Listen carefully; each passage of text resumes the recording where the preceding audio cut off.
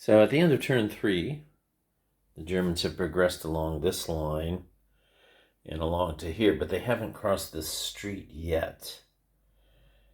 They have penetrated down here. There's a Stug here, and this whole area has been, as usual, wiped out.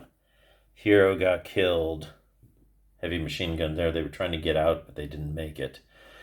Too much firepower on them, even with that smoke there. What else is going on? Americans decided to make a stand over here by moving forward into these buildings. So there's quite a few Germans there, powerful ones. So we'll see how that pans out.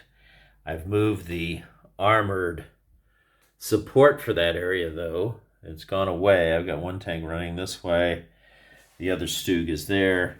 One Panther got killed by an APCR shot. I have to say that was a well done effort by a tank destroyer who then got stunned and lost his main armament, so decided to leave the map. So I would say the Americans are winning the armored battle because they've got one Panther over here immobilized, and AMA just got disabled. So actually he's vulnerable to attack. Also some American tanks came in along this line. You see a skirmish line of AFVs along there, including 2 tank destroyers, 2 tanks, and another 2 tanks have come in over here to pressure the Germans this way. So in reality, there could be a clash here in this building. We've got some Germans that want to get up there, but it's starting to become a little more difficult to maneuver now. And they do need to get rid of whatever that is. It actually is only a crew. The Germans would know that, probably, since they know what that area contained at the beginning. And they've wiped everything else out. So that's really the end of turn 3. Proceeding with turn 4. There's the big overview. One point I should mention is that the Germans can't seem to get their artillery to land where they can see it over here. But now it looks like some Americans have come up against near the pre-registered hex. I might just try to fire it off there and see if I can get something going with that. Second round of American artillery. Pulled a red chit, so too bad too, because I had a pretty good chance of getting some stuff out in the open over here that was pressing on those machine guns. They were trying to draw a fire. Instead, what they did is they ran away. So probably in hindsight now, I wish they'd stuck around for the fight. That's always what happens to me. When you try a retrograde movement in ASL, it seems very difficult to pull off. There's really no easy way to retreat if your lanes of movement have been cut off. So, those guys were sort of last stand guys, and they stood to the last. So, alas, the hero is gone, and the heavy machine gun is ready for capture by the Germans. Okay, that's it for turn 3. On to turn 4.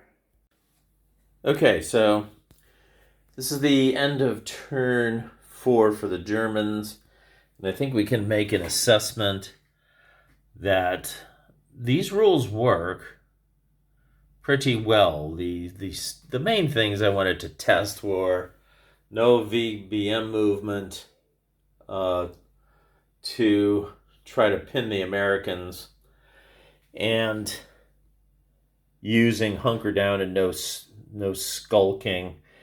The hunker down rules came into play a couple times. This scenario doesn't start out with units very close to each other. Here we're finally making some contact, as I mentioned, that would happen earlier. Here in these central buildings, some Germans and Americans are starting to struggle for this central complex. A very big battle will occur here.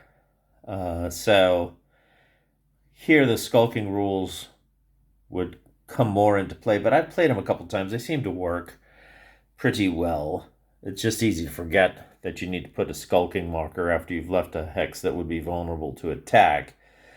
For example, over here, there's this, I had a guy here, and in many cases what you would do, you'd come under fire from guys over here, so you would skulk back to, say, here. That probably wouldn't be practical here because there were some Germans over here. But it actually helped because you could hunker down instead. It's like, okay, you don't have to just stay there and fire a useless shot. You can hunker down, get an extra +2, keep yourself from getting broken, and hold the position by not having to skulk and to play a silly maneuver game that's not even realistic.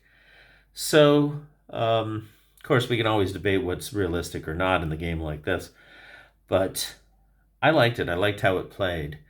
I would say that the inability to do vehicle bypass movement seems to be very crucial in scenarios these days where it must be used due to the short number of turns. Here you can see we only have 5, maybe 6 turns if the Americans wanted to do a 6th turn. And I don't think the Germans got quite as far forward as they could have. Their artillery never fired off, although they did have a good bombardment. I lost one Panther immobilized and another one to a lucky shot. It was reasonably lucky. He needed a 5 or less to hit with APCR, and then the kill number was an 8. So it wasn't a guaranteed thing, but they did take out a Panther. Always excruciating when the Germans lose a Panther. You don't like to see it. So the Americans now have armored superiority on the map for now. And one could argue that they might want to make a counterattack and make it a 6-turn game. But I'm going to pull the plug here. I think I've done enough of an experiment with it. I played with mandatory repairs. Didn't seem to affect things too much. I played with the double sniper rule. No double snipers were rolled, so those are less important rules. So overall, I think the experiment was a success for the Hannah Grudge rules. I hope you try them out. Thanks for watching these videos. Like, subscribe, and take care. Make sure you stay immune from social media control. Psychologically immune from social media control. Cheers. Bye.